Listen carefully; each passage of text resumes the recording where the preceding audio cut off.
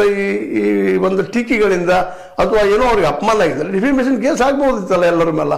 ಅವ್ರ ಹಕ್ಕದು ಪಾಪ. ಅವ್ರಿಗೆ ಅಪಮಾನ ಮಾಡ್ಬೇಕಂತೇಳಿ ಯಾರೂ ಪ್ರಯತ್ನ ಮಾಡ್ತಾ ಇಲ್ಲ, ಯಾವ ಪತ್ರಿಕೆಗಳು ಮಾಡ್ತಾ ಇಲ್ಲ. ಒಂದು ಆಗಿದ್ರೆ ಎಲ್ಲರೂ ಡಿಫಿಮೇಷನ್ ಕೇಸ್ ಆಗಿಬಿಡ್ಲಿ. ಹೌದು, 100 ಕೋಟಿಗೆ 120 ಕೋಟಿ ಸಾಲ ಕೊಟ್ಟರು ಅಂತ ಹೇಳಿದ್ರೆ 120 ಕೊಟ್ಟಿಲ್ಲ, 100 ಲೆಕ್ಕ ಕೊಟ್ಟಿದ್ದೀರಿ, ನೀವು ಪ್ರೂವ್ ಮಾಡಿದ್ದೀರಿ.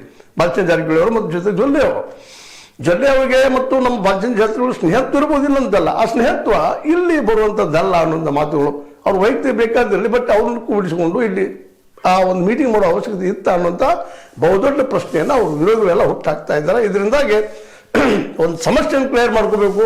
ಇದ್ರ ಬಗ್ಗೆ ಜನರಲ್ಲಿ ಅವಿಶ್ವಾಸವನ್ನು ಹೊರಗೆ ಹಾಕಬೇಕು ಬಂದಂಥ ಬಾಲಚಂದ್ರ ಜಾರಕಿಹೊಳಿ ಅವರು ಅದನ್ನು ತಾವು ಮತ್ತೆ ಸಿಕ್ಕಾಕೊಂಡು ಹೊಸ ಸಮಸ್ಯೆಗಳಿಗೆ ಕಾರಣೀಭೂತರಾಗಿ ವಿವಾದದ ಪುರುಷರಾದರ ಈ ಸಲ ಅನ್ನುವಂಥದ್ದು.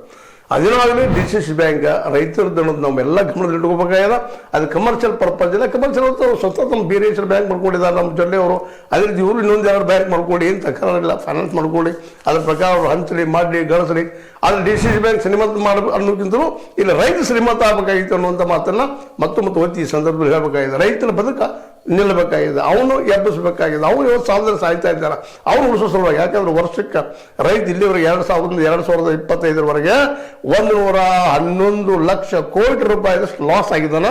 ಜೊತೆಗೆ 50 ಲಕ್ಷಕ್ಕಿಂತ ಹೆಚ್ಚು ಜನ ರೈತರು ಆತ್ಮಹತ್ಯೆ ಮಾಡ್ಕೊಂಡಿದ್ದಾರೆ.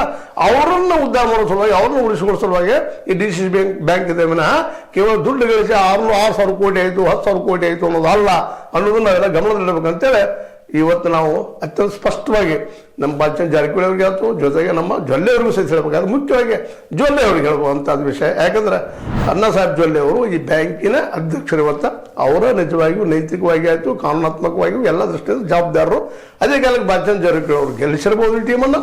ಆ ಗೆಲ್ಲಿಸಿದ್ದು ಅಲ್ಲಿ ಮುಗಿದು ಹೋದ ಮಾತದು ಈಗ ಮುಂದುವರಿತಪ್ಪ ಅನ್ನೋದು ಅವ್ರ ವಿರೋಧಿಗಳ ವಾದ.